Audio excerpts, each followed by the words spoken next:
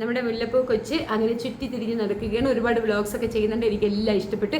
ഈ ഒരു വീഡിയോ എനിക്ക് ഭയങ്കരമായിട്ട് ഇഷ്ടപ്പെട്ടു. ബിക്കോസ് അവൾ ഒരു റോൾ മോഡൽ തന്നെയാണ്. പുരോഗമനവാദത്തിൻ്റെ മെയിൻ കൊണാണ്ടറായി അറിയപ്പെടാൻ മുല്ലപ്പൂവിന് എല്ലാ അർഹതയും ഉണ്ടെന്നാണ് ഈ ഒരു വീഡിയോയിൽ കൂടെ നമുക്ക് മനസ്സിലാവുന്നത്. ഈ കൊച്ചിന് എന്തൊക്കെ അലർജി ഉള്ളതാ, വെള്ളത്തിൻ്റെ അലർജിയാണെന്നോ കുളിക്കുമ്പോൾ തുമ്മുമെന്നോ ഒക്കെ പറഞ്ഞ് കേട്ടിട്ടുണ്ടായിരുന്നു. ഇപ്പോൾ കുഴപ്പമൊന്നുമില്ല. ഇത് കുളിക്കുമ്പോൾ മാത്രമാണ് പ്രശ്നം, വെള്ളത്തിൽ മുങ്ങാൻ അലർജിയൊന്നും ഇല്ല എന്നാണ് ഞാൻ മനസ്സിലാക്കുന്നത്. ഏതായാലും കൊള്ളാം, നല്ല രസമുണ്ട്, കാണാൻ നല്ല രസമുണ്ട്. പിന്നെ ഒരു കാര്യം എന്തെന്നറിയാമോ, ഒരു പരിധിയൊക്കെ കഴിയുമ്പോഴത്തേക്ക് പിന്നെ അത്യാവശ്യം ഡ്രസ്സിലൊക്കെ പുരോഗമനം വരുന്നത് നല്ല കാര്യമാണ്. അതിനകത്ത് തർക്കമൊന്നുമില്ല, അതൊക്കെ നമ്മുടെ സ്വാതന്ത്ര്യം തന്നെയാണ്. പക്ഷേ ഇത് ഞാൻ കുട്ടിക്ക് വേണ്ടി ചെയ്യുന്നതല്ല, ഇസ്ലാമിയർക്ക് വേണ്ടി ചെയ്തതാണ്. നിങ്ങളുടെ മത തീവ്രവാദം ഒന്നുകൊണ്ട് മാത്രമാണ് ഇങ്ങനെ പല തീരുമാനങ്ങളും പെൺകുട്ടികൾ എടുക്കുന്നത്.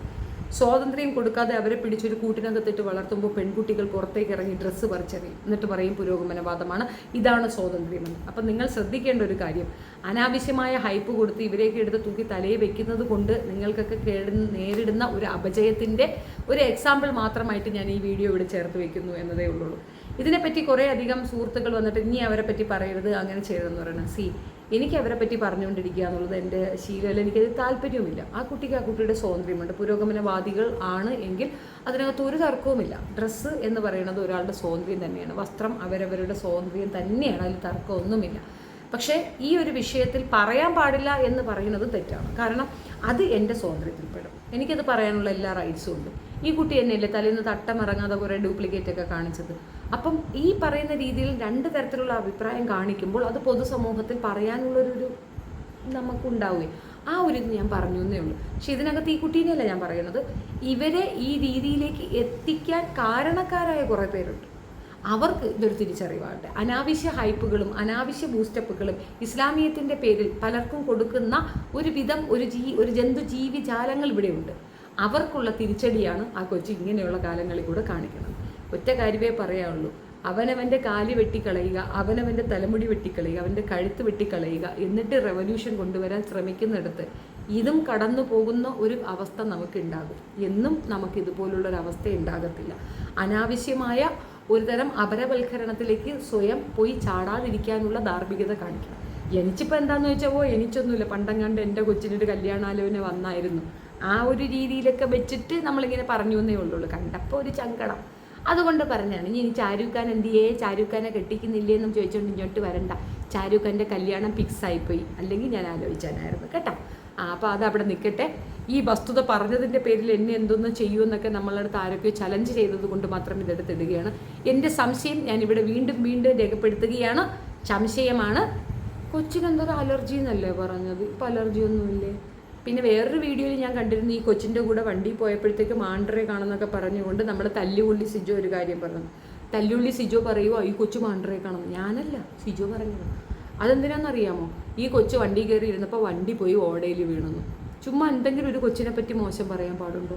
ആ കൊച്ചിരുന്നത് കൊണ്ടായിരിക്കത്തില്ല, സത്യത്തിൽ മാണ്ഡറയ്ക്ക് തല്ലുകൊള്ളിയായിരിക്കും. തല്ലുകൊള്ളി ഇരിക്കുന്നിടമൊക്കെ പൊളിയും. കണ്ടില്ല അവൻ്റെ മുഖം പോലും പൊളിഞ്ഞു പോയത്, അമ്മാതിരിയാണ്. ഏതായാലും ആ റോക്കി ചേട്ടൻ എന്തൊക്കെയോ പറയുന്നുണ്ട്, പാവ റോക്കി. സത്യത്തിൽ അവന് ഭയങ്കര മനസ്താപമുണ്ട്, മനപ്രയാസമുണ്ട്. നമുക്കതൊന്ന് കേട്ടാലോ? എന്നാ കേക്ക്. കാര്യം ആ ഷോ കഴിഞ്ഞതിന് ശേഷം അസി റോക്കി എന്താണെന്നുള്ളത്, അല്ലെങ്കിൽ റോക്കി ബായ് എന്താണെന്നുള്ളത് എല്ലാവർക്കും മനസ്സിലായി. കാര്യം നിങ്ങളൊരു പാവ മനുഷ്യനാണ്, അതെനിക്ക് മനസ്സിലായത്. കാര്യം അത് എന്ത് സന്ദർഭത്തിലായിരിക്കാം ആ ഒരു മൂമെൻറ്റിൽ, അത് തന്നെ ആദ്യം ചോദിക്കാം. ആ ഒരു ഇടി എന്ന് പറയുന്നത്, കാര്യം ഈ സീസൺ 6 വരെ 5 വരെ അങ്ങനെ സംഭവങ്ങൾ ഉണ്ടായിട്ടില്ല.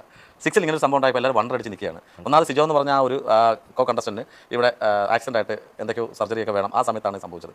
എന്ത് പ്രചോദനത്തിൽ, അല്ലെങ്കിൽ എന്ത് ഒരു ഉള്ളിൽ എന്തെങ്കിലും വന്നപ്പോഴാണ് ആ സംഭവം ചെയ്യാൻ തോന്നിയത്?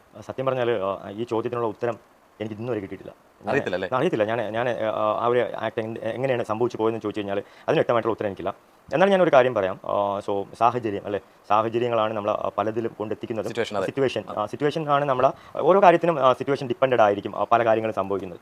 അതുപോലത്തെ ഒരു സിറ്റുവേഷൻ ഉണ്ടായി. ആ സിറ്റുവേഷനിൽ എനിക്ക് പിന്നെ നമ്മുടെ ലൈഫിലെ എക്സ്പീരിയൻസ് വെച്ചിട്ടാണ് നമ്മൾ ഓരോ സിറ്റുവേഷനെ ഹാൻഡിൽ ചെയ്യുന്നത് അല്ലേ. പക്ഷേ എനിക്ക് ഇങ്ങനെ ഒരു എക്സ്പീരിയൻസ് ഇല്ലായിരുന്നു, ഞാൻ ഇത്രയും അപമാനിക്കപ്പെട്ടിട്ടില്ല ലൈഫിൽ. ഓക്കെ, അപ്പോൾ അങ്ങനെ ഒരു സിറ്റുവേഷൻ വന്നപ്പോഴത്തേക്കും അതിന് ആ ഒരു എക്സ്പീരിയൻസ് ഇല്ലായ്മയോ അല്ലെങ്കിൽ എന്താണെന്ന് വ്യക്തമായിട്ട് എനിക്ക് പറയാൻ പറ്റത്തില്ല.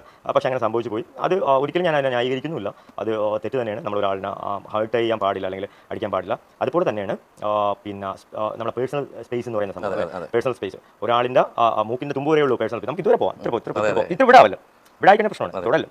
സോ അത് ആ പേഴ്സണൽ സ്പേസ്, എൻ്റെ പേഴ്സണൽ സ്പേസ് എന്ന് വെച്ച് കഴിഞ്ഞാൽ നിങ്ങളിപ്പോൾ ഇവിടെ വന്നില്ലേ ഈ കാമ്പൗണ്ട്, ആ കാമ്പൗണ്ട് വെളിയിൽ വന്നിട്ട് നിങ്ങൾ എന്നെ വിളിച്ചു. അപ്പോൾ ഗേറ്റ് തുറന്ന് നിങ്ങൾക്ക് വേണമെങ്കിൽ കയറാമായിരുന്നു. അപ്പോൾ നിങ്ങളെ വിളിച്ചു അല്ലേ, അത് മര്യാദ വിളിച്ചിട്ടാണ് കയറിയത്. അതെ, അപ്പം നിങ്ങൾ വിളിച്ചിട്ടാണ് കയറിയെന്ന് വെച്ച് കഴിഞ്ഞാൽ നിങ്ങളെ കോമൺ സെൻസ് അല്ലേ, ഒരു മനുഷ്യന് കോമൺ സെൻസ് വേണം. അപ്പം നമ്മുടെ ആവശ്യമില്ലാത്ത കാര്യങ്ങൾ ചെയ്യാൻ പാടില്ല, അല്ലെങ്കിൽ ആവശ്യമില്ലാത്ത സ്ഥലത്ത് പോകാൻ പാടില്ല എന്നൊക്കെ നമുക്കൊരു ചിന്താഗതി ഉണ്ടല്ലോ. അതുപോലെ സംഭവിച്ച് ഇപ്പോൾ എൻ്റെ ഓപ്പോസിറ്റ് ആയിട്ടുള്ള കണ്ടസ്റ്റൻ്റ് ആവശ്യമില്ലാത്തൊരു കാര്യമാണ് ചെയ്തത്. അതിൻ്റെ ഒരു ആവശ്യമില്ലായിരുന്നു അവിടെ.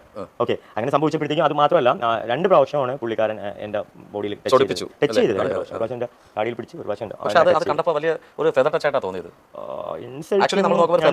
ഫെദർ ടച്ച് ആയിരുന്നാലും ശരി, ഹെവി ടച്ച് ആയിരുന്നാലും ശരി, എനിക്കത് ഇഷ്ടമില്ല.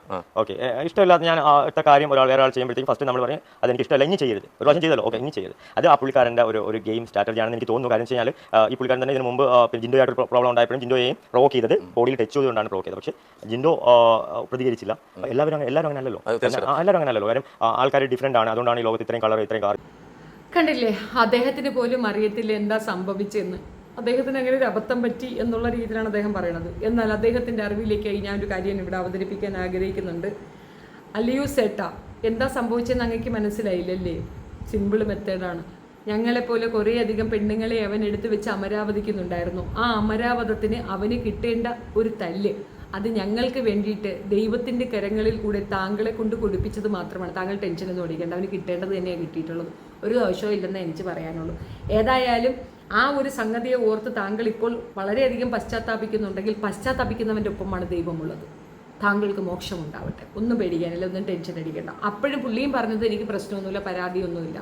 അപ്പോൾ ആ ഡുവൽ പേഴ്സണാലിറ്റി അവിടെ വ്യക്തമായതല്ലേ.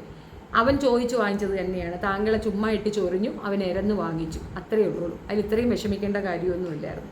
ഇനിയിപ്പോൾ വെല്ലുവിളിയുമായിട്ട് അപ്പുറത്ത് വരും തല്ലുകൊള്ളി സിജോ എന്നുള്ളതാണ് വാസ്തവം.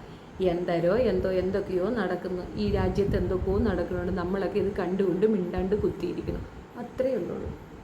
Thank you.